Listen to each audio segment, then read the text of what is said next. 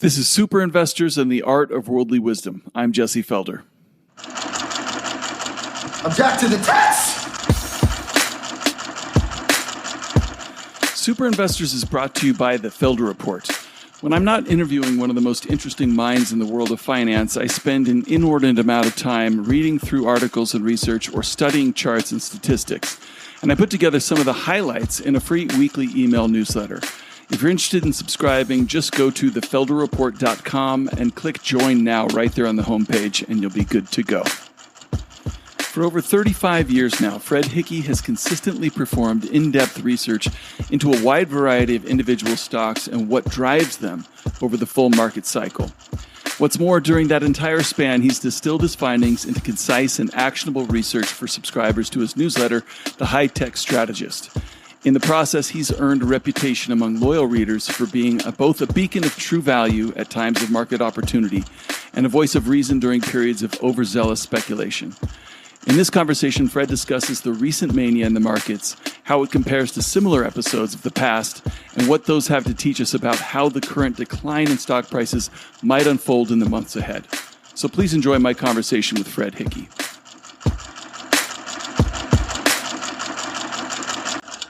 Ever wonder why fund managers can't beat the S&P 500? Because they're sheep. And sheep get slaughtered. Fred, welcome back to the show. My pleasure. Always glad to be here. Yeah, well, I was trying to get you a week or two ago just because of these topics I want to ask you about are so relevant. But, to dive right into it, you founded your newsletter, The High-Tech Strategist, 35 years ago, I think, way back in 1987. Yes. Correct. So you've seen all kinds of speculative episodes in the markets. How does the recent one compare to what you've seen firsthand? Right. This is the greatest bubble I've ever seen. And most of the numbers will bear that out. So, you were looking at the top market cap to GDP over 300%. Well, what did I see in 2000, which was I thought going to be the greatest bubble that I would ever see in my lifetime. Turns out it wasn't. It was this one. But that was only 190% of GDP at the top. So you're looking at 50% bigger plus than on that number. On a price to sales basis, we went to 3.2 times. It had only been 2.5 times in 2000. So again, 30% bigger. The only numbers, and we can get into this later, the only numbers that don't show as great are the PE ratios. And the Shiller cyclical PE ratio went to 40. At the top here, it was 44 in 2000, and that's because I claim the numbers are phony. They're we'll get into that, I'm sure. Yeah. Everybody's using non-GAAP instead of GAAP, and but so you're looking at the biggest market bubble ever, and of course it makes sense if you think about what the Fed has done. They increased from 2009 they increased their balance sheet by 10x.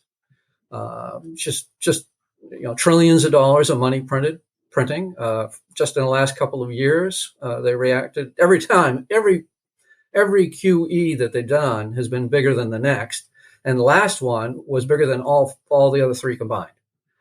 And you ended up with 40% growth in money supply over a 2-year period. Just insane kind of things, and that has led to insane market cap levels.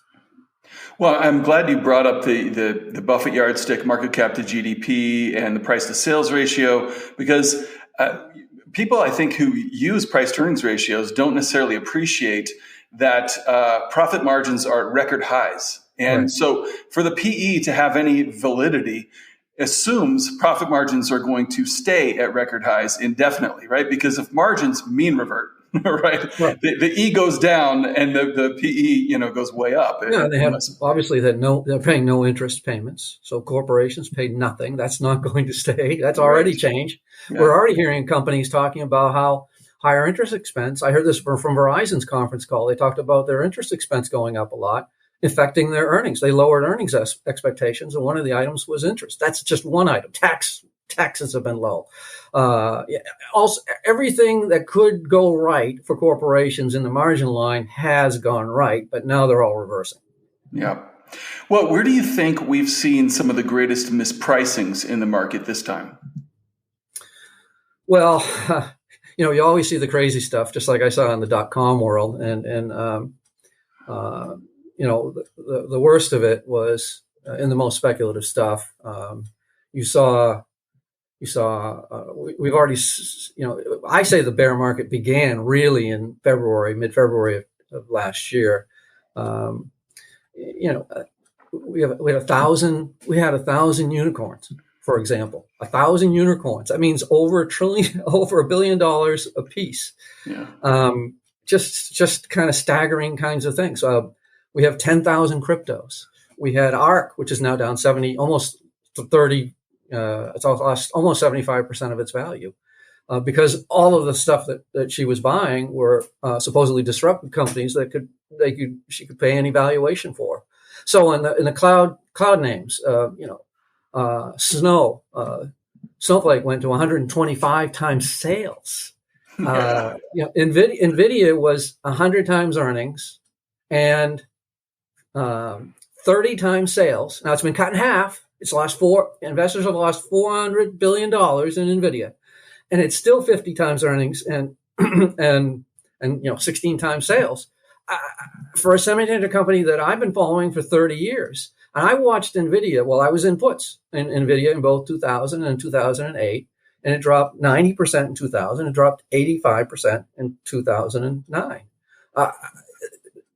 They're everywhere. The valuations, the crazy valuations were everywhere. I mean, the total U.S. market was equivalent to the next 11 combined in market valuation. These just the staggering numbers.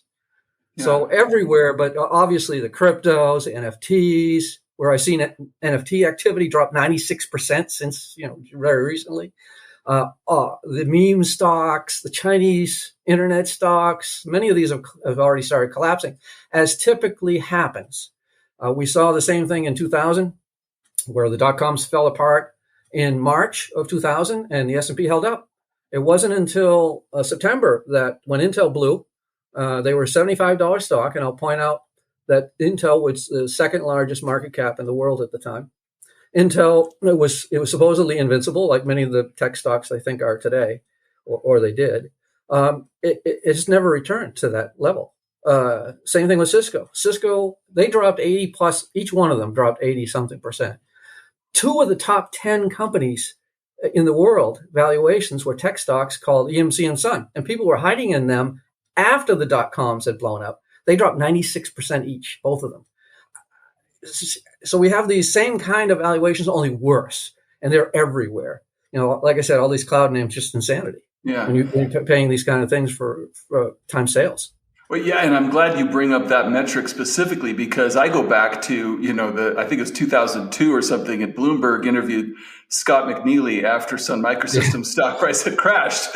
Right. And he was like, what were people thinking paying 10 times sales for my stock at the top, right? And we're seeing 30, 40, 50, 100 times sales. It's so much, greater. Yeah, he knew.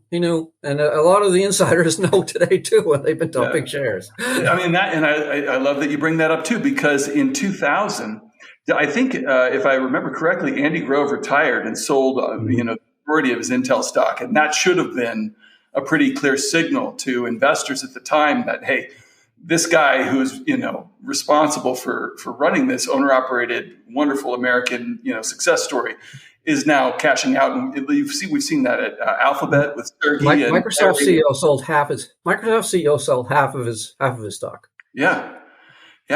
So it's astounding to me that investors aren't really paying attention to this stuff. I want to talk specifically because I love in not your latest report, but a month ago, you wrote about the software stocks and the very loose concept of earnings that people are talking about. What's going on with these things? Well, back in the day when I first started, investing in the 1970s, late 70s, early 80s, my first years, 1979 was really my first year. I was a major tech investor. I was buying 10 shares of Wang Labs and Prime Computer or whatever it was. Yeah. But that's when I was, and of course they went up tremendous amounts, quadrupled and tripled and everything. It was very exciting. But back then, everybody, and for the next 20 years, pretty much everyone used GAAP numbers. There wasn't generally accepted accounting principles. There wasn't any doubt about that. Everyone used it. And then when the when the tech bubble occurred in the 1990s, we saw a great number of those tech companies start using non-GAAP numbers. And non-GAAP, well, a lot of these companies are throwing everything out, almost every cost possible that they can think of. But the primary things that they drop are stock-based compensation.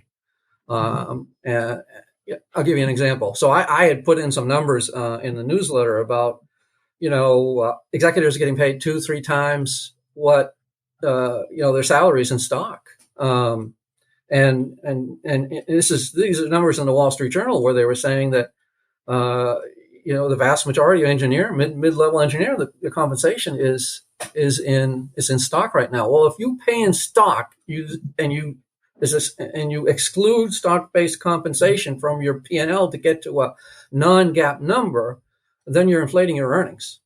They're also doing it by stripping out amortization of intangibles. Now, I'll give you an example. Salesforce, right? Salesforce is one of the largest cloud companies, one of the original ones. It's been around for 23 years. Never makes any money. In the last quarter, Salesforce money in a GAAP basis. It made money. It showed that it made 84 cents per share on a non-GAAP basis. It had $843 million worth of profit, net income. But when if you added back the stock-based compensation that they were giving out to everyone freely, that was $763 million. And then there was another $509 million for acquisitions, intangibles that they stripped out as well. Now you're supposed to write off intangible assets on a GAAP basis because what is Salesforce? What is Salesforce? Well, it's kind of a roll-up. It's done 65 acquisitions in the last 23 years. The last one was Slack at $27 billion. Its growth is coming not from organically, it's coming from acquisitions. Well, first thing they do is they value the company as low as they possibly can, so they can put a lot of what they paid into goodwill. Goodwill never gets reduced. And then the rest of it has to be amortized over time. That's intangibles. Well, they're stripping that out of non-GAAP. So they're paying for companies and then not taking any of the costs for the software that was developed by those companies. So they get the benefit of the revenues and the earnings, but they don't account for it.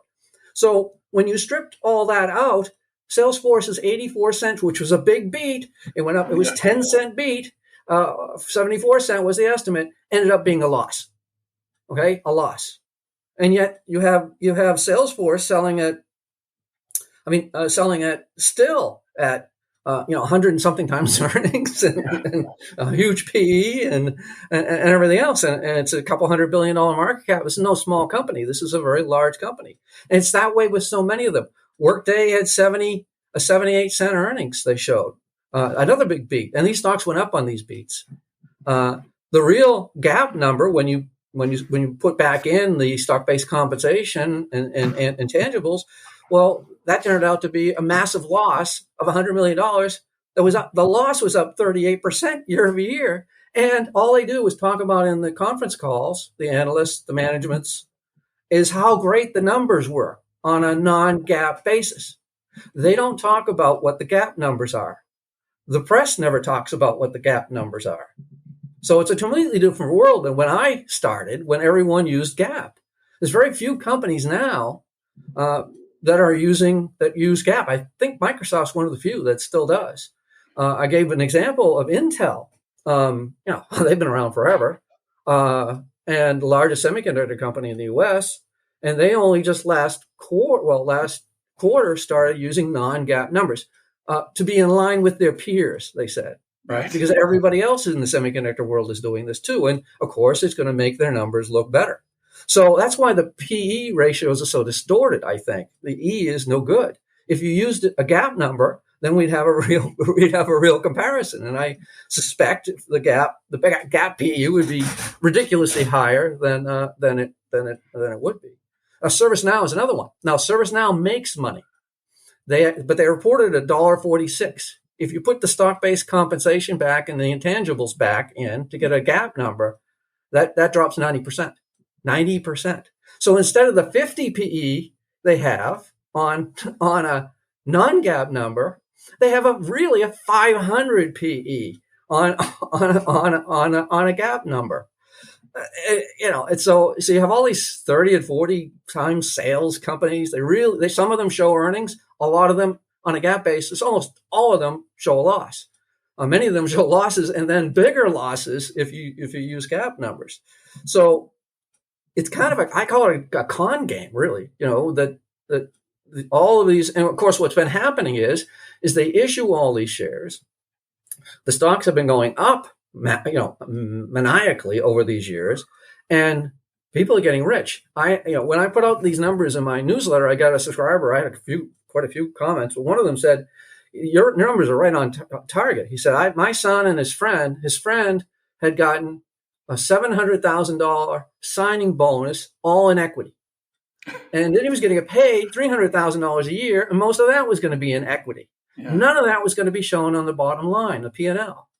And he said, "Well, I don't know why I wasted my whole career working in whatever he was doing when I could have been an instant millionaire if I was one of these guys." It's that they're just giving money away and not showing it on the P&L. It's outrageous, outrageous. So go ahead. I'm sorry.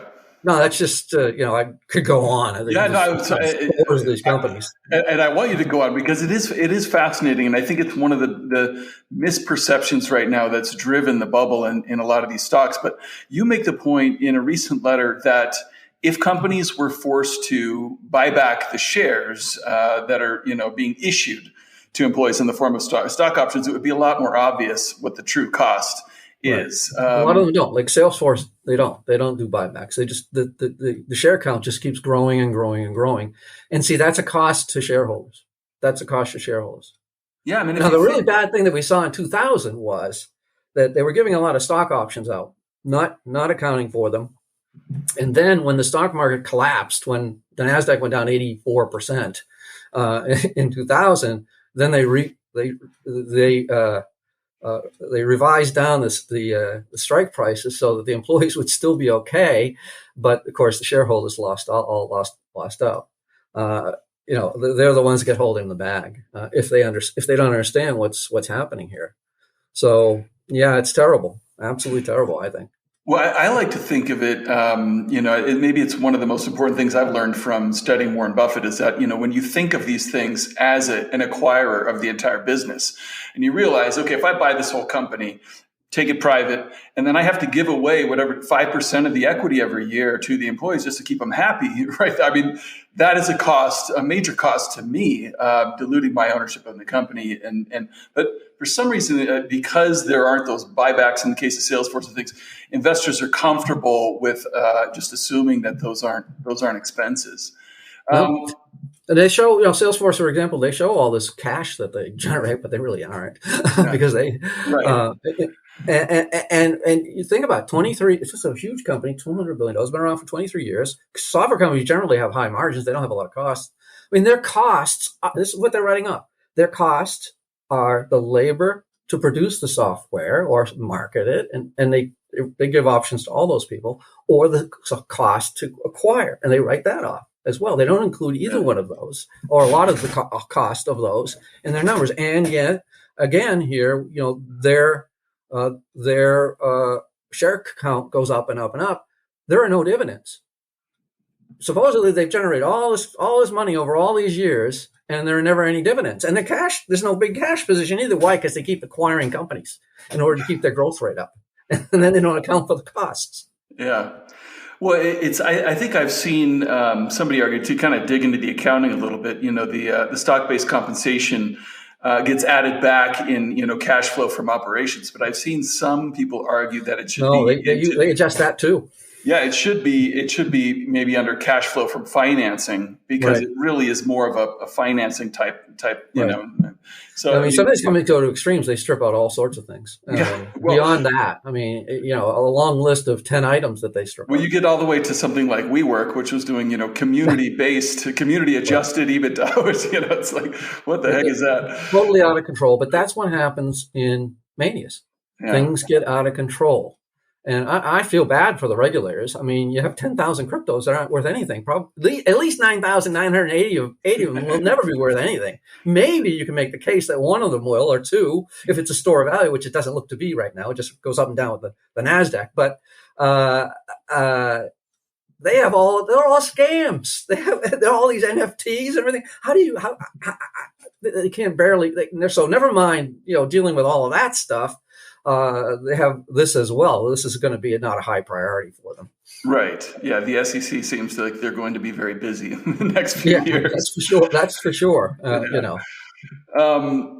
I want to ask you too about, you also make the point, and I think you mentioned a minute ago, that a lot of these companies have become roll-ups essentially, where they become serial acquirers, and that's become an even more important component of their business than whatever their underlying, software business is. That's something that we see, over time through cycles too, and it doesn't end to work out very well. No. Salesforce is probably the most egregious in the software area. Broadcom is doing that in the semiconductor world, and they've been buying legacy software companies and rolling those up into their semiconductor business too. I don't even know how you justify that, but they've been doing it. And if you write off all the costs, then obviously you're going to get a lot of extra earnings when you as you go forward with that, and you get growth, and then they pay big multiples for these kinds of things. So, the thing, one of the things that happens though is, and it was in that Wall Street Journal story, is that when you're paying all these people in stock-based compensation, and they get the stock, and they don't revalue the option. If it's stock-based compensation, then it's not options so much. Then the stock collapses. Then they're not getting paid anything. Right. And so now we're seeing some of these companies, some of the employees demanding cash payments instead of the stock. And when that happens, the earnings get hit. So we're likely to see declines in earnings here going forward. You can't back out that cash-based compensation. That you can't. And so you're going to see that. You're going to see some of that too. These earnings aren't real. The ones that they're showing on a non-GAAP basis. Well, that was really my next question for you. Is it seems like that a lot of these things, the willingness to accept alternative earnings metrics and things on the part of investors. And then also the companies being able to use their inflated equity valuations to buy revenue growth. It all seems entirely dependent upon bull market, keeping the stock prices up. How, I guess, talk me through a little bit how, and you did with the stock-based compensation, but how this virtuous cycle for these companies could potentially become a vicious one in a bear market. All of their levers are gone when that happens. You're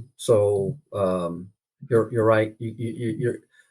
Well, another thing they do is they buy back lots of shares too. Some of these companies, not so much these cloud names, but a lot of the companies like Apple and Microsoft buy back a lot of shares.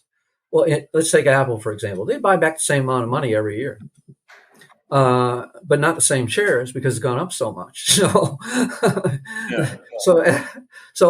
they have spent huge amounts of money propping up earnings here.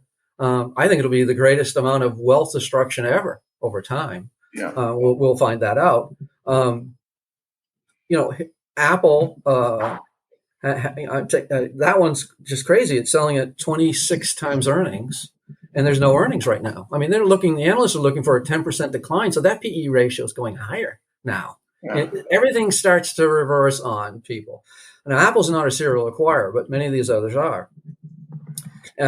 So the earnings, the PEs are going to go up. They usually do. They always do buybacks at the top. So when prices are dropping, they didn't buy anything back in 2002. They didn't buy anything back in 2009. It's always at the top. So you lose the lever of the stock buyback.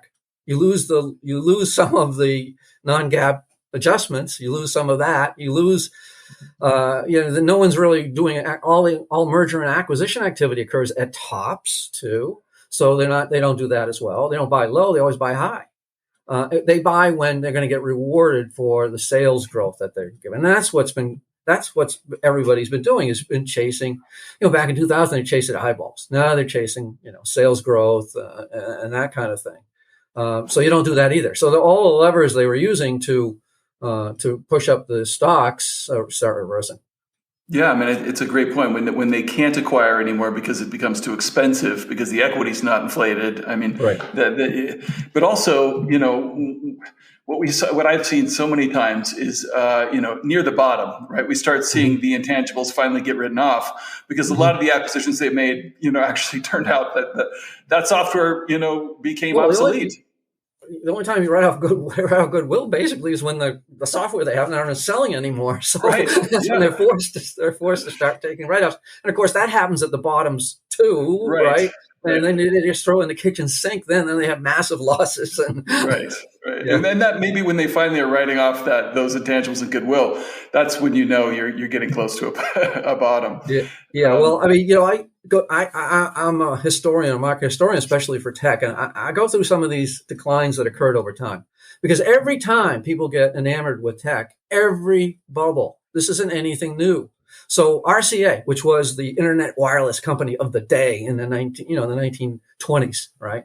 It was the greatest tech stock there was, probably one of the first ones, and it went down 98% in 1929 to 1932. It was so overvalued, and it took forever for decades for it to ever get that one did get back to its old highs, but it took like 20 something years. In 1969-70, you had the 10 leading stocks, IBM, Sperry, those kinds of stocks, Polaroid, those dropped 80+%. Every time they go through, they do the same thing. They make the same mistakes over and over again. In 1973-74, the bunch companies, you probably don't remember those, but I do. It was Burroughs, Univac, NCR, Control Data, and Honeywell. Those dropped 85 to 95%. The minor bear market in 1990 that I was involved with was a relatively smaller bear market. The leading stocks at the time were Microsoft, Intel, Compaq, and Oracle. And those fell on average 50% in 3 months at the end. And that was the bottom in October of 1990. That was the bottom of that market. And of course, we saw what happened in 2000 and again in 2009. So every time they make the same mistakes, they just put imaginary numbers on top of imaginary numbers. They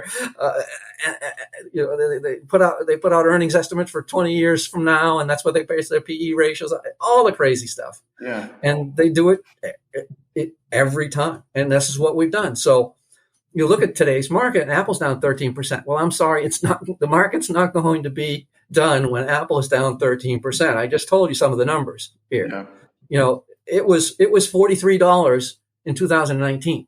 Okay, now it's probably going to go back to that level, but it's $160 right now. Like I said, Apple's earnings are declining. When we talk these earnings, we're talking peak earnings. I talk about in the smartphone area. So for Apple, in Apple's case, so they're the leader of the U.S. They're not the leader worldwide, the leader of U.S. smartphones.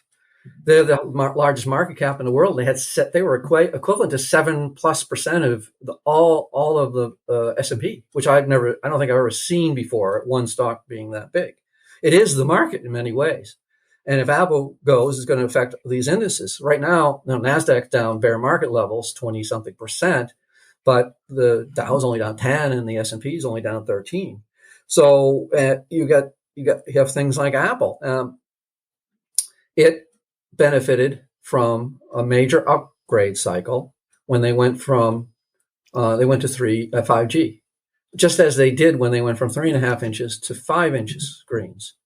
Each time they do that, they get to peak numbers, and then there's a fall off once the upgrade cycle has occurred. Well, they're in a point in time where the upgrade cycle is turning down, but their numbers from last year were basically the biggest numbers they're going to see. Yeah. And on top of that, you had COVID, which drove work from home and learning from home. And so in both smartphones, iPads, tablets, PCs, everything exploded. So a year ago in first quarter, the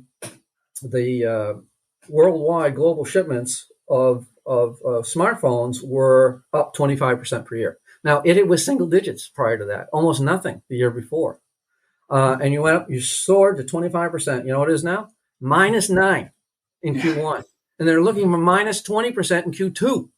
Now, how do Apple's numbers hold up? Now, the analysts are expecting a 10% decline, but it's probably going to be worse.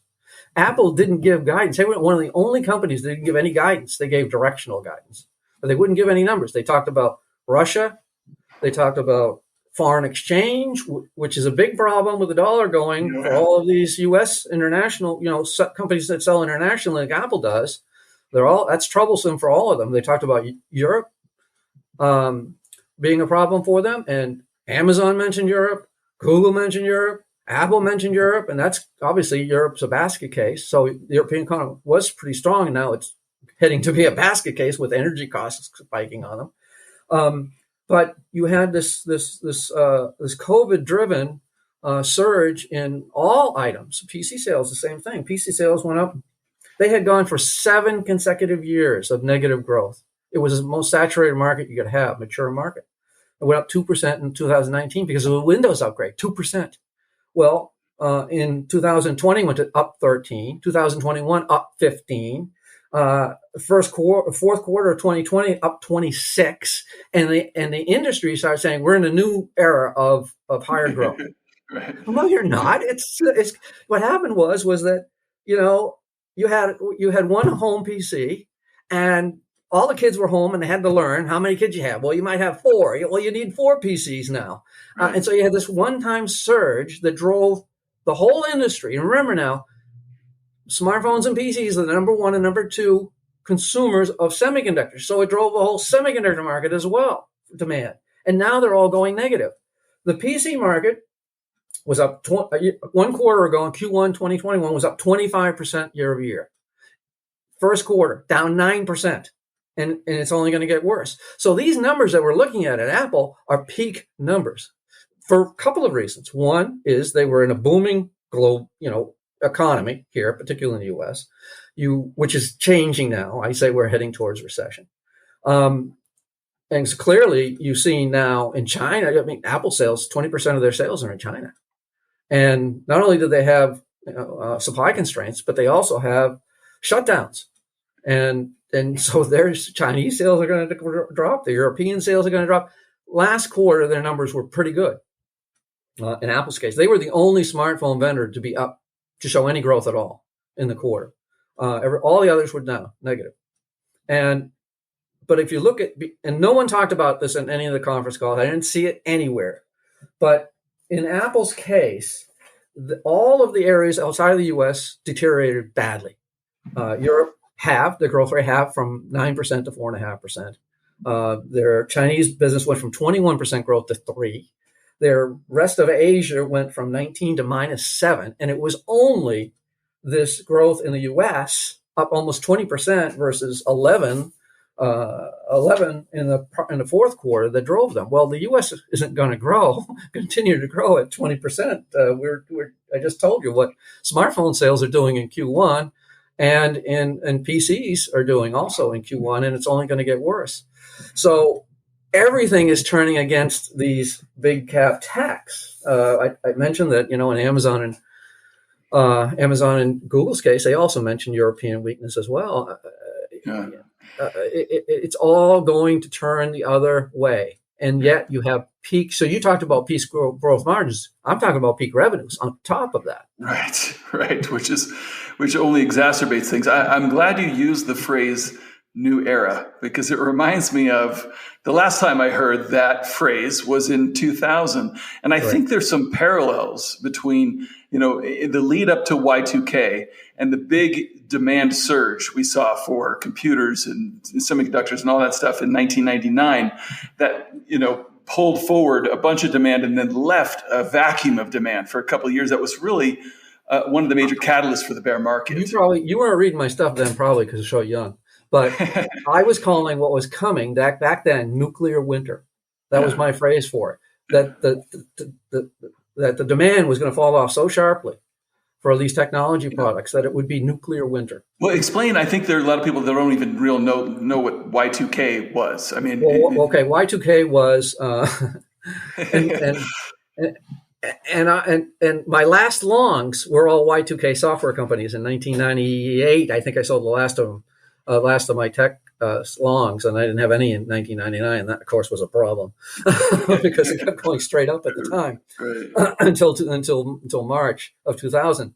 But Y2K was year 2000. In year 2000, because you went to 4 digits in the computer code, you had an extra zero to everything. So you had to add an extra digit, and everyone had to upgrade their software. I used to work in industry, and we were working on that years earlier in advance, and everybody really was. But there was so much hype about how this transition was going to cause a lot of spending for one thing, and then also they get really scared that a lot of companies weren't ready for that, and that they were going to have computer chaos, that the systems wouldn't work, payrolls weren't going to be paid, all of this. And Greenspan panicked and did the first QE. It was a very small amount relative to what they do today. It was a very small amount, but it was very easy, and it was part of the reason why we had that last burst was because he was afraid of the economy collapsing because of Y2K.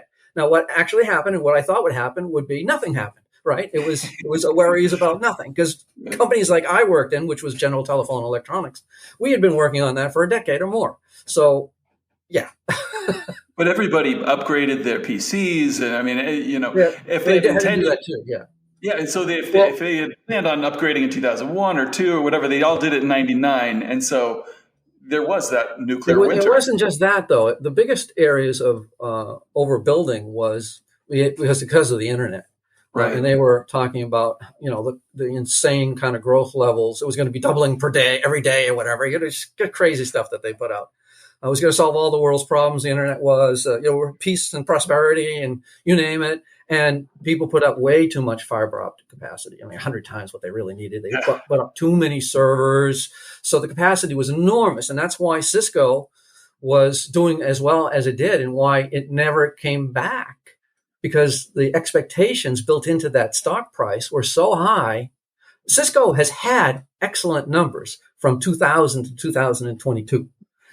The market value has come, the multiple has come down over that time frame. The growth rate came down too, because it was such an overbuild that was not real. It was not sustainable, and that's in the network equipment, particularly in fiber optics, servers, all of those things. Sun Microsystems was a server company. EMC was a storage company. Everybody overbuilt, assuming that the internet was going to grow at these phenomenal levels, and it did grow at phenomenal levels, but just not to their imagination levels. And it's the same thing sort of today, where we have much overbuilding. When you have 1,000, when you have 1,000 unicorns that with a $1 billion piece, these companies, almost all of them, none of them make any money. The now that those markets have sold off or are in the process of selling off, the equity market, the IPO market is shut down. Pretty much, there's not any kind of activity going on here. Last year, VCs put $330 billion into companies. That was twice the record the year before, which was enormous. Same thing with private equity. So all of these companies were funded, and many of them don't have business models that are going to work. We're seeing some of them, right? We're seeing some of them implode. Some of the ones like Carvana and things like that. They're starting to implode, but they all employ people. They all have computers. They have servers. They have all of this stuff. And these companies aren't going to survive. There's going to be a whole bunch of companies, just like the dot-coms, that went away. And when their business went away in 2000, then Sun, Cisco, EMC, all of the JDS Uniphases and all the companies in fiber optics, their numbers collapsed. Absolutely total collapsed. And you're going to see the same kind of thing here, because these companies aren't really real. They were just based upon the ability to fund themselves in the easiest credit period ever. Yeah, we were talking about the software stocks, and you bring up a great point, because I guess how much of their business do you think is selling picks and shovels to the startup gold rush? Right. Even Amazon Web Services, a lot of that business is is towards those kinds of companies as well. We'll never know exactly how much, but I know from history that this is how it works, right? This is how it works. I don't know the numbers. No one really does. But you can guess that so much of their extra growth was due to all of this. Startups. And there's also, another parallel that comes to mind is you mentioned the overbuilding of the internet. I mean, you could argue, and this is not a popular thing to argue today, but that crypto has been potentially massively overbuilt in the past couple of years. There are over 10,000 cryptos. They all have people behind them too. I mean, some people, the little crappy ones were one person, but there are whole industries that have developed here. There are big conferences in Miami and all sorts of stuff, right, that go on, and this all creates economic activity, which will go away. That's what happens in all of these recessions that occur when oftentimes when stock markets implode too. And we didn't talk about it, but we're going to have a recession. 100% of the time when energy prices go up 50% in the last 50 years, 7 times, there was a recession. 100%. So let's start with that. Yeah. Then you have the spike in interest rates that have already occurred. You're talking about 3% rates. Look at the mortgage market. Mortgage market's gone from 2.5% to 5.3%. It's doubled in a year. Well, the housing market's going down, and it usually leads to recessions. They're a leading indicator. So all of this, everything, it's the perfect storm for a recession. You get all these people talking about soft landing. Powell talks about the pretty good odds of a soft landing. Now, when they leave the Fed, like Dudley did, he says there's virtually no chance of a soft landing given what's going on. Right. So we're going to have a recession here, and that's going to cause all kinds of declines in economic activity. First of all, you're going to blow up all these companies that didn't they're going to go bankrupt, right? Or they're going to lose it, or they'll cut back so far. They're already starting to do that. We're hearing it, that they're cutting back just to survive. Mm-hmm. So you're not going to be spending any money on any kind of tech products or anything discretionary. You're just going to try to survive in that case. And we know the VCs are pulling back as well. So the funding isn't going to be there, and economic activity declines. And not only at the companies that don't make any money, but also the big companies. They're all going to get affected as well. So you look at some of the ones like Microsoft's holding up pretty well because they're an enterprise company. And you look at the U.S. in particular right now. U.S. enterprise is pretty strong. The economy is still pretty strong. Well, that's not going to continue. They're going to be affected by that as well, and they sell at 29 PE for a company like this. 29 PE at peak earnings, peak sales. That's a problem too for the market. Yeah. It's all going to come crashing down. Well, I want to ask you, I mean, you've mentioned that Apple and Microsoft have held up relatively well to the NASDAQ, but this too is kind of reminiscent of the early days of the tech bust, isn't it? When absolutely. In 2000, the dot-coms dropped. March 10th, I'll never forget it. The day before, they were soaring. And, I mean, just ridiculous increases and percentage increases. The dot-coms were. There was some indication Yahoo had kind of broke in January, and then on March 10th, they collapsed.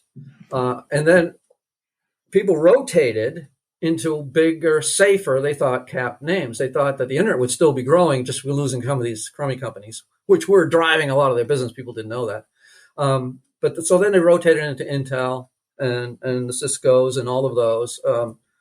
They rotated into those. The S&P had held up all the way to September, and then Intel blew. And I knew that was coming. I couldn't believe that they were driving it to $75. It was on right around Labor Day. I think it was a Friday afternoon or something that they guided lower. And from that point, I mean, Intel just collapsed. And then they rotated into a different type. They said, well, that was a PC related company. So that's a problem. But these internet companies like Cisco and Sun and EMC, those are the ones to be in. And every institution poured into them. I was writing about it at the time. Every fund, didn't matter what it was, a fund. It was an international fund, low growth, high growth, dividend paying, you name it. They all were in the same names. Every one of them. They were all in Cisco, Sun, EMC, Nokia, right? They were all in those 4 names. it was just insane. The kinds of things, the funds that were supposed had, they have their baseline, what they're supposed to be involved in. They weren't involved. They shouldn't have been involved in it, but they all had to be in it. They all had to be in the same names just so they wouldn't be underperforming because the rest of the market was dropping. And the same thing's happening today. Everybody's an Apple and Microsoft, right? Everybody's in these stocks because they're holding up, right? And if so, you're outperforming. They're certainly outperforming Tiger Global right now, which is down 51% this year. And they're certainly outperforming Kathy Wood and anybody else that was involved in that stuff. So they continue to rotate. Cisco was hitting its highs in December when John Chambers said, "I've never been more bullish. Never been more bullish in my life." He told analysts. I remember I was on that call. And 3 months later, I think it was, he was cutting 25% of his workforce because all of that .com stuff that was they were pouring all that money into servers and networking equipment. They realized, well, it even got worse. Back then, Cisco and others were funding the customers, trying to keep the .coms alive so they would keep spending. And it all fell apart. So they were rotated, and they never gave up until the end. And that's always the case. I mentioned 1990. They had rotated into Compaq, Intel, Microsoft, and Oracle, and then they didn't get killed. That last 50% collapse in those stocks was the bottom. That's usually what happens. The big caps, the Apple will be the canary. You want a canary in the coal mine to tell you when the bull market is over. When Apple has dropped by another 67% or so, then you'll know it's over. Yeah.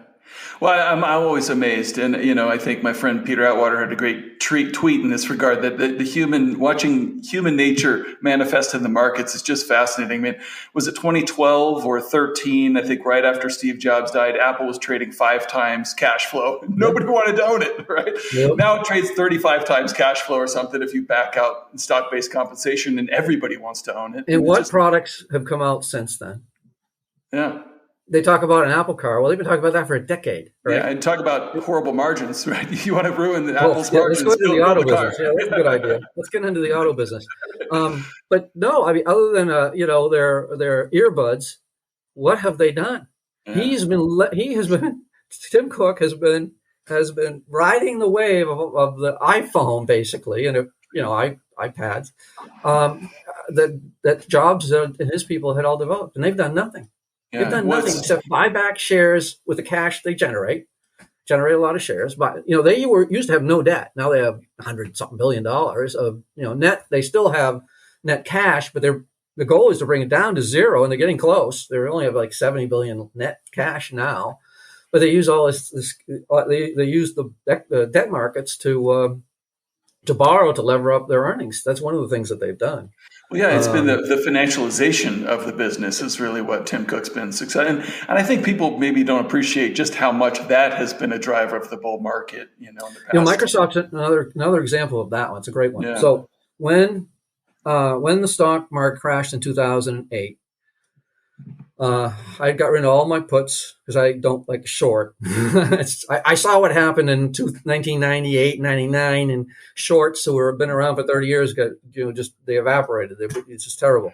And they're really I was the head trader of a hedge fund in 98, 90. We had a short only fund, and so it was very difficult. It was impossible, and a lot of people went out of business. So I had learned long ago, even before that I can't short personally. Some people could. I had the pleasure of meeting John Templeton after 2000, and we were sharing ideas, thoughts for a cocktail party. It was one of the greatest moments of my life, to John Templeton for me, and as a value guy, and he shorted every IPO for like over a year prior to the collapse. Yeah, and he was getting killed, and they were laughing at him in the newspapers and everything, and I asked him, I said, well, how did you know that you're going to not get killed like everybody else was? He said, I just knew.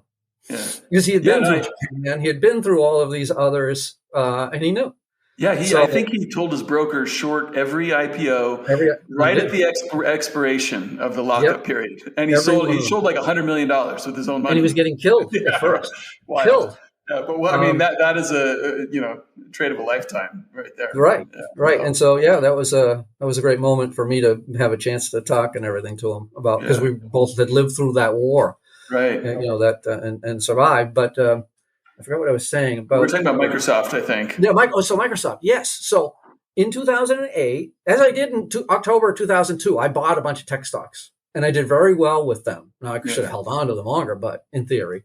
Yeah. But in 2008, I did the same thing. Bought a bunch of tech stocks. I had no shorts left. No puts. And I bought Microsoft because I argued for the next 4 years. I argued that Microsoft was the number 2 cloud player. You don't understand this, people. It's the number 2 cloud player to Amazon. And they're going to be the provider of cloud services and software and everything else. They already do. All they're going to do is shift it from where they are currently, client server to cloud. That's all they're going to do. And they'll be successful at it. They're the leader. They're going to be number 2 to Amazon. Oh, no, they're a dead PC company. They're awful. Blah, blah, blah, blah, blah. I sat on that for 4 years. 4 years, and it did almost nothing. Okay, nothing for 4 years, from 2009 to 2012 or whatever it was.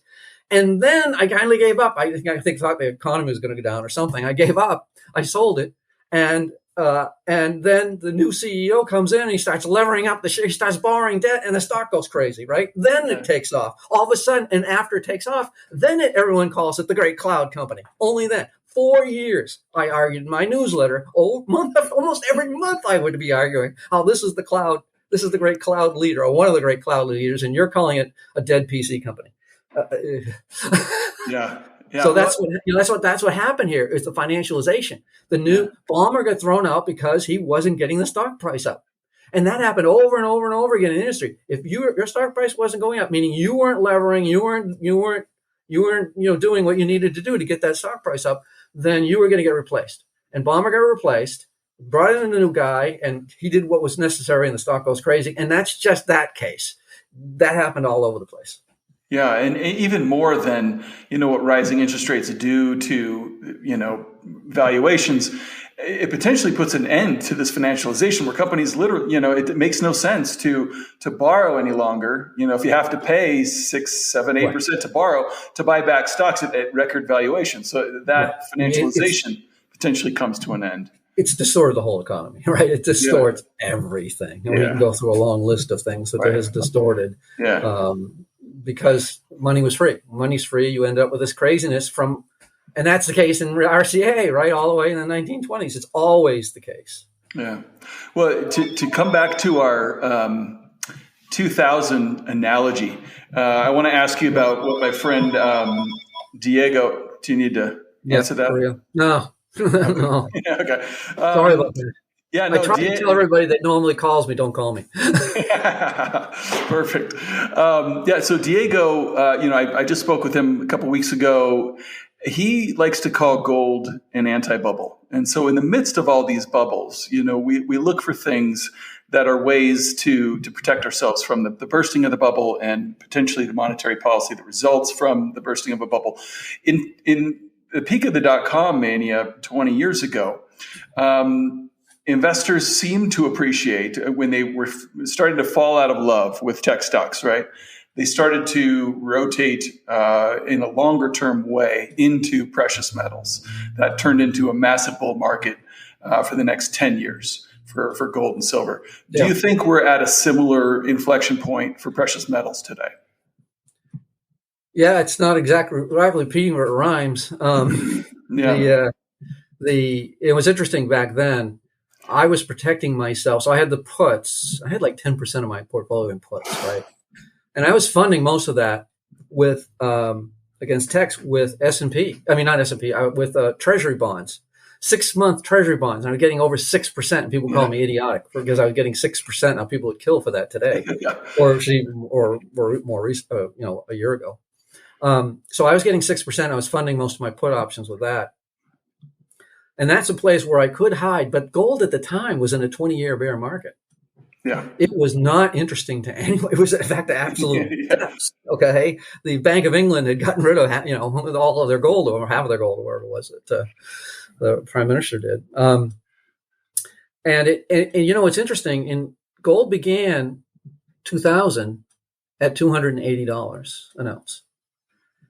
By 2002, even though everything started to collapse, it was still $280. Mm-hmm.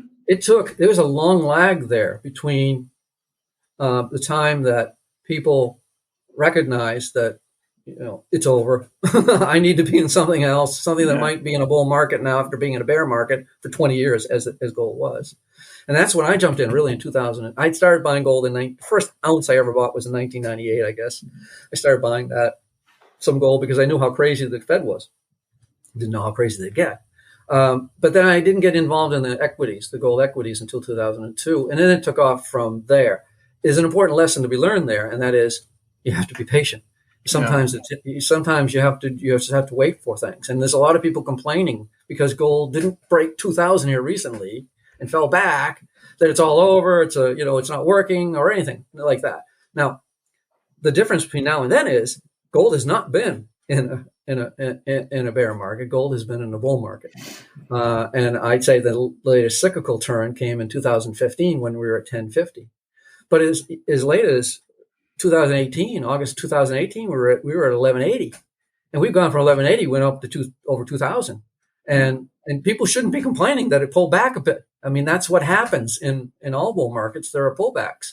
So this time around, I didn't have the luxury of being in 6% treasuries. All I could get was zero, pretty much. I mean, quarter percent maybe, right, in treasuries. That was it. And now, so I was in gold because it was in a bull market. I've been in gold and it was in a bull market, and it obviously has done very well. And then you and I, both of us, also saw what we thought were just one of the greatest buying opportunities in history in 2020 in energy, where they went to just ridiculously low levels like I had never seen before. I'd follow the energy market on and off. I actually owned some energy 30 years earlier, so I knew a little bit about it. And so there was an opportunity to be in both energy and gold, which I didn't have in 2000. I didn't have that. I could only be in treasuries. Now, most recently, some of these things have gone up a lot. Energy's up a lot. I mean, it was the best performing group last year by far, and it's the best performing group this year. It's up another 45% on top of that. Yeah. And so I backed off a little bit to go back into treasuries because I can now get 2.7% for 2 years. So I can kind of be in. It's not 2.7% is not going to cover inflation at all, right. But it's only a portion of my portfolio, and I cannot have everything in energy and gold. Like I said. Not exactly what you want to do when when you're near the Social Security age, right? So, so I've been able to only just in the last month put them into the 2.7%. Some of my money, some of my cash, but this is a great place. The gold area is in a bull market, and gold does very well when there are negative interest rates. And while we look at inflation CPI at 8.5%, we know that that's undervalued. It's higher than that. It's double digits. And PPI is double digits. Yeah. And you look at the 2% that you might get there, and you're looking at negative real rates, deeply negative. They're the deepest we've seen in 50 years, right? 1970s maybe the only time, 50s maybe. So we have these deeply negative, negative real rates, and that's a primary driver of gold. Also, other things, budget deficits. Well, we have $2 trillion budget deficit. That's usually good for gold. A weak dollar is good for gold, and that's been a problem recently because the dollar has been strong relative to the euro and the yen, because it's hard to believe, but they're worse. Their central banks are worse than ours. So the dollar at the moment is that's one of the reasons why gold has backed off here a bit, is that the computers, which computers drive 75-80% of all trading of everything, not just stocks, also gold. They see a higher yield, and so they don't look at it like I do, 8.5%. It's negative rate. They say, right, based upon our phony look in the future, it's a positive real yield now. Well, no, it's not, but right, they're saying it is. And then the dollar has been strong, and so they have taken their positions down. So managed money, hedge funds mostly, in the COT report, They were peaking out at when we were hitting highs in 2021 at about 240,000 contracts, and now they're down to 80. In another 2 hours, I'm going to get another lower number. And so, U.S. institutions, the hedge funds certainly are taking their positions way down, and that's a positive thing because they're always wrong. They buy the most. They have the highest contracts at the top. They have the lowest at the bottom. Same thing. We started to see some outflows out of GLD, the big ETF. Even though we had huge inflows at the beginning of the year driving the gold market, they've started to come down. The other thing is, like right now, this explains why we're soft now, but why we won't be. We had a big run, and the miners were up 30% this year to date, and then backed off. They're still up. But so we had everything going kind of at once. We had the institutions that were up there. The GLD there was institutional money coming into the GLD. Overseas buyers were buying. All of the ETFs from China and Europe, particularly, were growing. Central banks have been buying gold. All of that was driving it. But the two biggest drivers of gold, the two biggest consumers of gold, are India and China, and they account for 50% of all consumption of gold per year. Right now, we've moved out of, in India, there's a seasonality to gold. So the best period for gold is really from August to February. And then it drops off from March into June or July, where it usually bottoms and it takes off again. There's a reason for that. The Indians buy as stores of wealth. They use gold as stores of wealth, and they buy jewelry, but there's not much markup. So it's just real gold, real stores of wealth to them. And they've had a lot of problems with the currency over history. So the farmers buy at harvest time, but also there's all kinds of buying by the dealers in advance of wedding season, and also in advance of the holiday season, where it's auspicious to buy gold. So a lot of the gold buying is done in the second half of the year and into the first part of the year in India. Same thing in China, where you have same kind of seasonality. In this case, China, the consumers were buying a lot of gold, but then now they're shut down. You have 400 million people or so that are locked into they can't even get food, never mind buying gold. So what was already a weak period for gold for consumption for both India and China is made even worse. So we've lost two of the big buyers temporarily, only for a couple of months here, more. And then the Indian dealers will start buying in advance of wedding season. The Chinese will be, hopefully they're not going to be all locked in for all this period of time. They'll be back buying as well in this strong seasonal period. And then we'll get the institutions that will come back once gold starts to go up again, because all they are momentum chasers. They just chase momentum. So, and then you'll see inflows into the GLD again. So everything's going to come back again into gold, which has been outperforming here. And his charts look, fabulous. There's the cup and handle, one of the greatest looking charts of all time of gold. Where we're not far from breaking out to new highs. We hit new highs not that long ago, and we'll break out of here because I don't believe that the Fed is going to be able to raise rates as much as they can, as they said they would. And that's also one of the reasons why I bought those treasuries, because I don't think they'll ever get to 2.7% without blowing up the economy, which is so debt laden. And they will pivot, as Powell has done before and others before him. And it was interesting. We just saw on Wednesday. I mean, he couldn't even, he talked tough. He claimed he was Volcker, the second coming of Volcker. And what does he do? He appeases the stock market again by not doing 75 basis points and starting QT late and slowly. Yeah. So that's not what Paul Volcker would do. First of all, he wouldn't tell you. You'd have to watch the money supply getting crushed before you would even know. And we wouldn't have talking heads all over the place back in his day. But you're not Paul. I mean, the first time that they start to act tough, supposedly he backs off. And what happened? Well, bonds sell off, right? Bonds sell off. They're losing confidence. So I think that that he's not going to be able to raise rates. We're still going to be in a negative real rate environment. Inflation will come down because of base effects, but not all the way because of all the problems that we have in the world. We can get through that, from Russia to supply chains to shipping issues in China and elsewhere. There is also lag effects for housing, where there's a 17-month lag between when the owner's equivalent rent starts showing the more real numbers than what they report in the CPI. the inflation rates aren't going to come down enough. And so we're going to have negative real rates. We're going to continue to have massive deficits. He probably will pivot again. And when that does, gold goes absolutely wild because they're losing confidence in the central bank. And that's starting to happen. What happened at the end of this week was showing a loss of confidence in the central banks. And my good friend Bill Fleckenstein, who by the way said hello, he's been arguing all along that at some point the bond market will take away.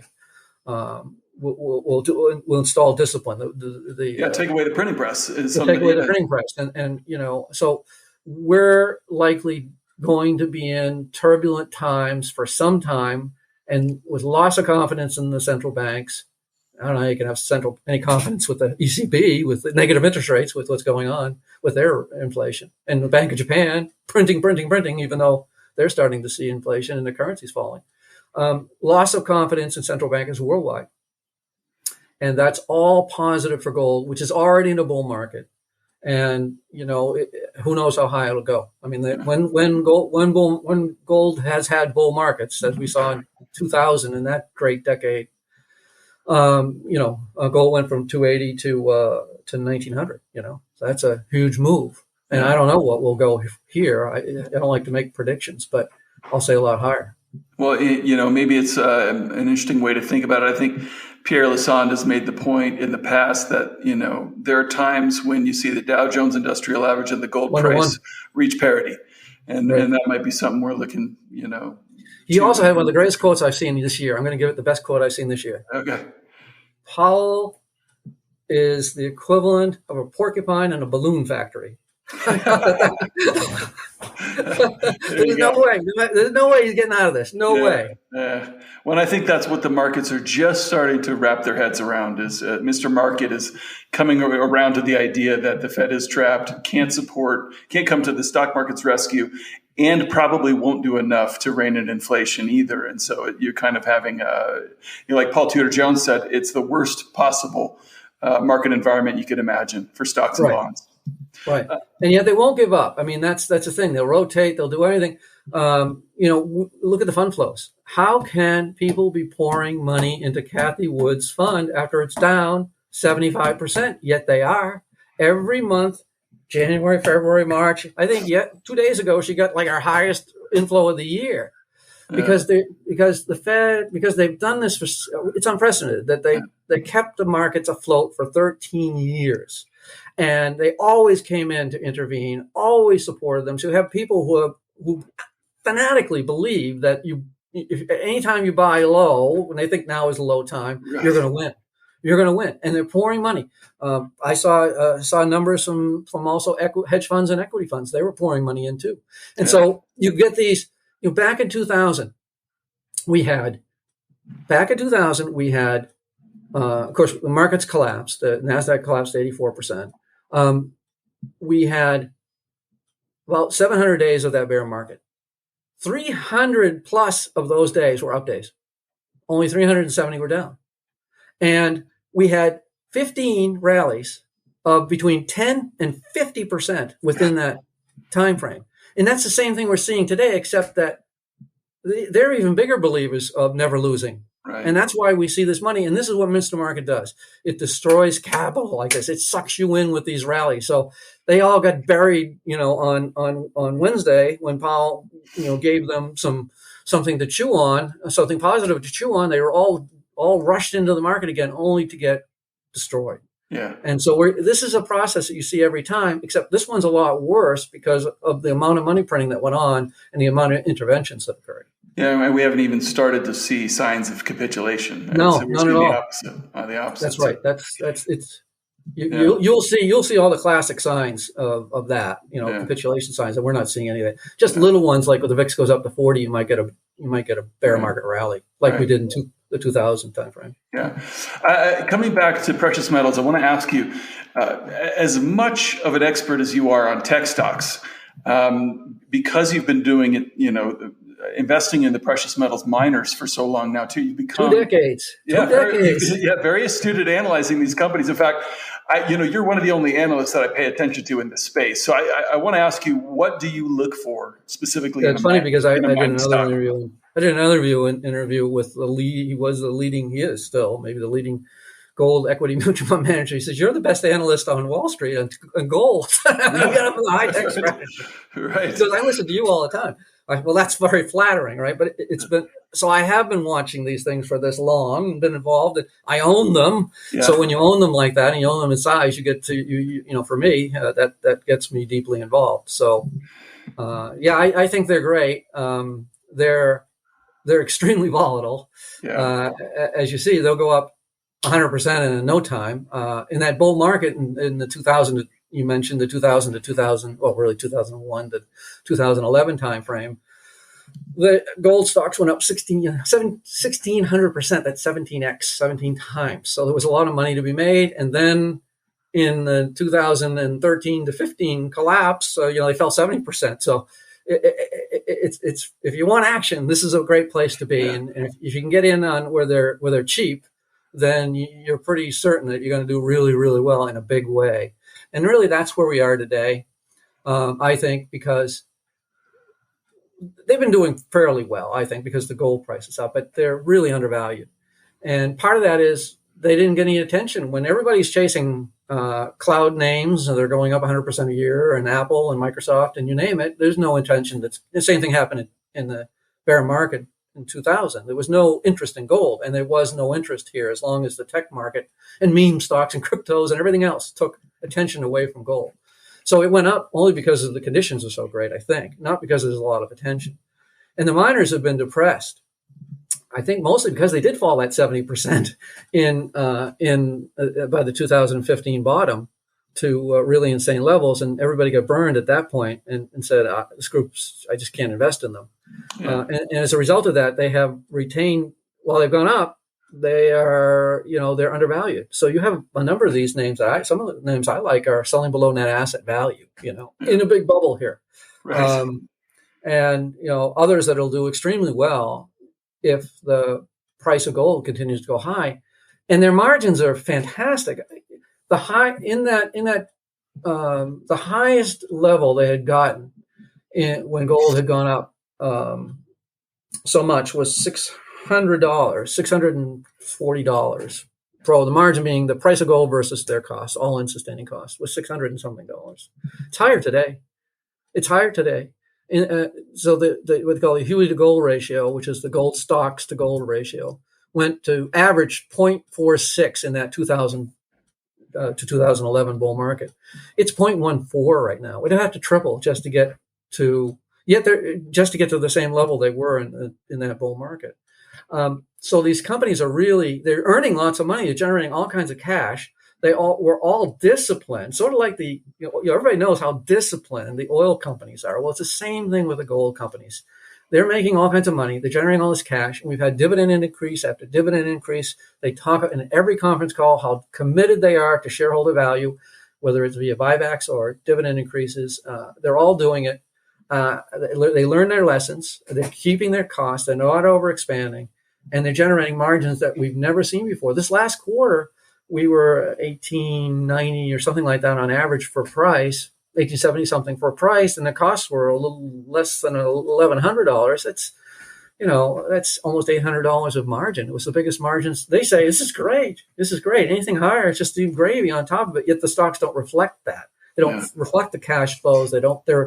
They were selling at discounts to the rest of the market. There were significant discounts, like 50% in most cases, whether it's price to sales, cash flows, earnings, everything, selling at deep discounts. So they're still very cheap, yet it's likely the gold market's going to take off here and be on an extended bull market.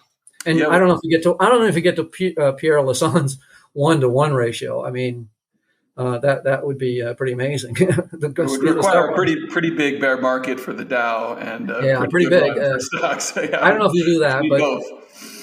Yeah, that's because we're 33,000, 32,000 in the Dow. We're 15 times right now. But specifically in terms of gold, you mentioned the commitment of trader support and managed money. Right. I've been looking at the producers side.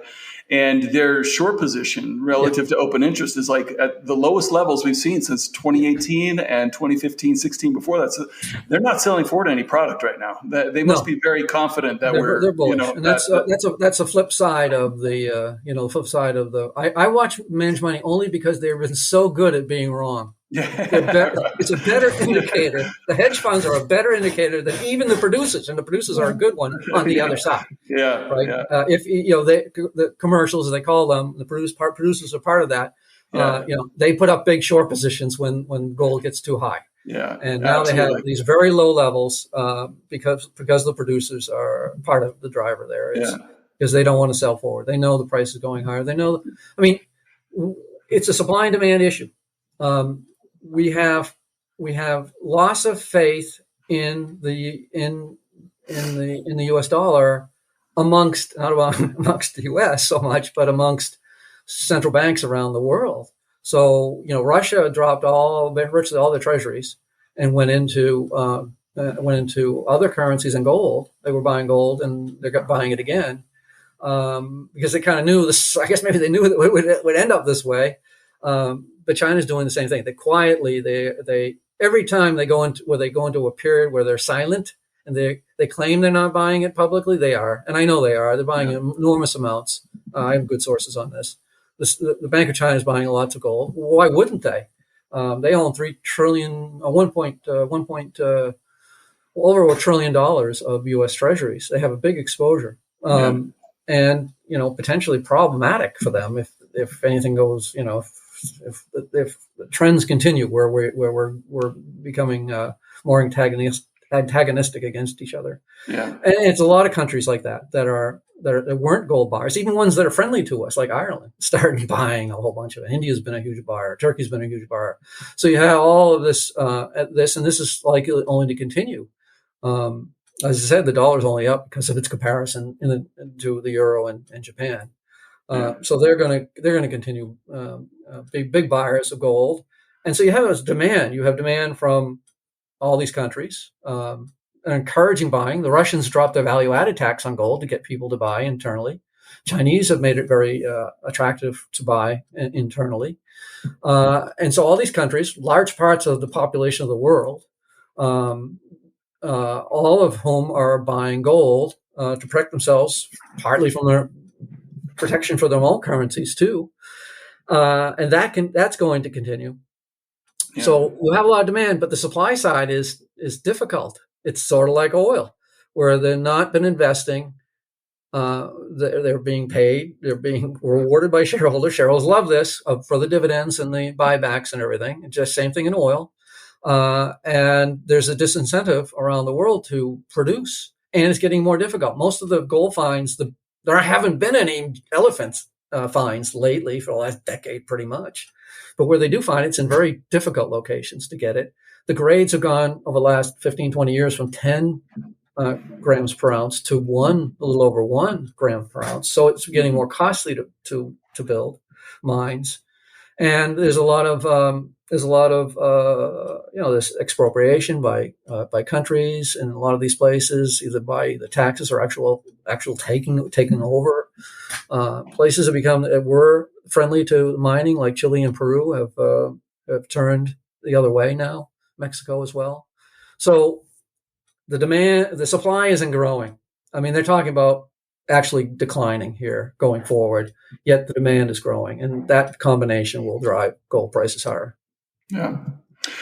Well, I want to change gears. I've taken up a ton of your time already, but I want to ask you, you clearly listen to a ton of conference calls. You're doing an inordinate amount of, research in individual companies and things, which is why I love to talk to you about this stuff. But what do you do, I guess, outside of all this research in the markets to try and, just to get a clear head at times? Is there anything that... And I need it because I work 7 days a week. Yeah. All year long, 365 days. You can talk to my wife about that. Yeah. That's a favorite subject of hers. So what I do is I walk, and I walk fast, and I walk up hills, so it's strenuous. Mm-hmm. And most days, I have two homes. I have a home in Costa Rica, which has really steep hills, and I'll spend I'll walk 5 miles up hills, just up hills, steep hills to start, and then I'll walk the beach, which is nice. That's my reward, to walk the beach. But it's 6 to 8 miles every day, an hour and a half to 2 hours in the morning when it's cool. And then here in New Hampshire, I do the same thing. The hills aren't as steep, but they're good as well. And so I found that to be really useful for me. I don't wear headphones. I had a boss that I worked with in GTE who got run over by a car because he was listening to something, and he was on a sidewalk and got run over. I'll never do that. I'll never listen to. I'm sorry, sorry, Jesse. I'm not going to listen to the podcast while I'm walking around.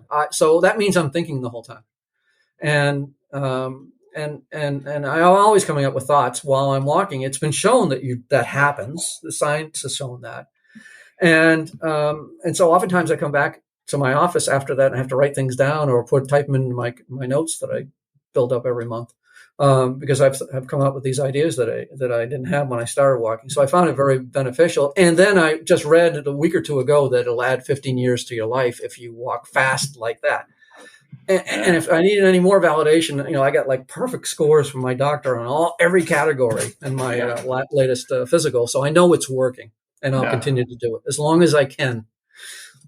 Yeah, well, I had to look this up while you were talking. I think it's a Friedrich Nietzsche quote: "All the truly great thoughts are conceived while walking." So, I mean, it's. I hadn't heard that. Yeah, it's a great. Even more. That'll get me out today. Yeah, when I was in Spain interviewing Diego recently, and I walked 100 miles in 10 days. So I'm coming around to your way of thinking in that regard. But where can people follow your work, Fred? Where can people subscribe? How can people subscribe to the newsletter? Yeah. Okay. Well, if you're interested, we can send you all the details. If you send an email to the hightechstrategist@yahoo.com, and my trusty assistant, my wife, will send everything you need to know. So it's high is HIGH, and strategist has a spell. So it's the high tech strategist at yahoo.com. Okay. I'm also on Twitter. I tweet regularly, not as much as you. I really appreciate your tweets, by the way. This week I was tied up with a newsletter and everything, and I said, well, I have to catch up on things. I'll just go to Jesse's and I'll find out all the important stuff. That's very I kind did do that. I did, you and one other, I did do that to kind of catch up really quick. It was easy to do. Well, I spend way too much time over there, but your Twitter feed is invaluable to me as well, and I recommend everybody go. I think it's HTS. Is that right? HTS Hickey? Yeah, something like that.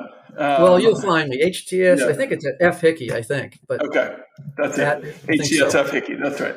So. Yeah, I recommend everybody go follow. You put up a ton of, I don't pay attention to any tech analysts at all, but I'm always curious to know what you think, especially during earnings season, about what you're reading, and I recommend everybody go follow. Appreciate that. Yeah. Fred, you've been a lone voice of reason throughout this whole speculative mania that we've witnessed. No, I wasn't. You were too. I count you in a small camp of people. Yeah. Well, I, for one, really appreciate what you do. And I thank you so much for taking the time to share your knowledge and wisdom with me today in this way. Always pleasure to talk to someone with a like mind. Then I know I'm not crazy. Well, hopefully, this isn't just confirmation bias here. But right. I do really enjoy talking with you, and hopefully it won't be a couple of years before we do this again. Okay, that sounds like a plan. I think you should come interview me in Costa Rica. You'll like it. You know what? That's a great idea. You're on. It's a deal. All right. South on it in for the 142.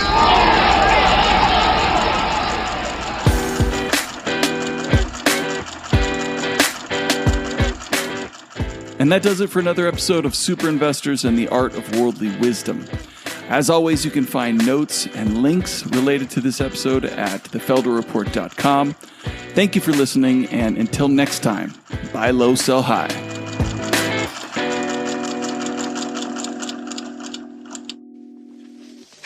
Man looks in the abyss. There's nothing staring back at him. At that moment, man finds his character. And that is what keeps him out of the abyss.